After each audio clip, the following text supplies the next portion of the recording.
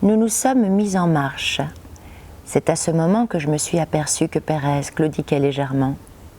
La voiture, peu à peu, prenait de la vitesse et le vieillard perdait du terrain.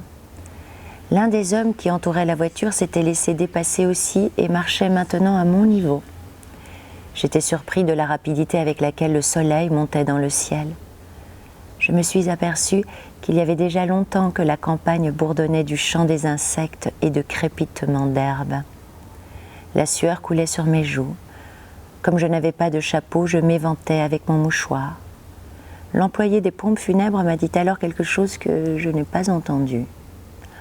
En même temps, il s'essuyait le crâne avec un mouchoir qu'il tenait dans sa main gauche, la main droite soulevant le bord de sa casquette. Je lui ai dit « Comment ?» Il a répété en montrant le ciel « Ça tape ?» J'ai dit « Oui ». Un peu après, il m'a demandé « C'est votre mère qui est là ?» J'ai encore dit « Oui ».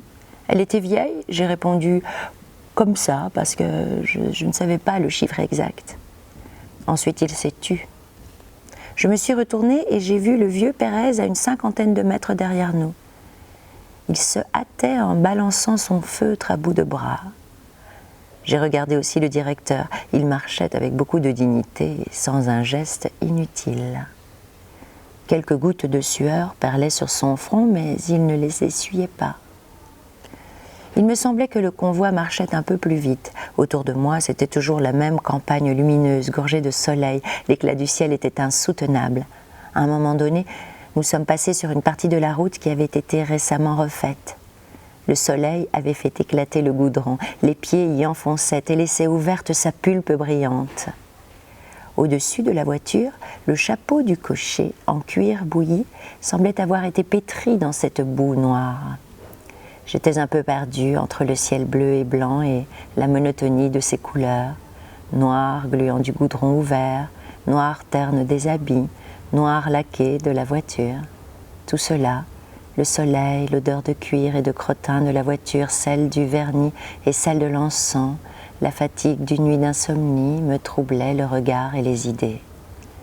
Je me suis retournée une fois de plus.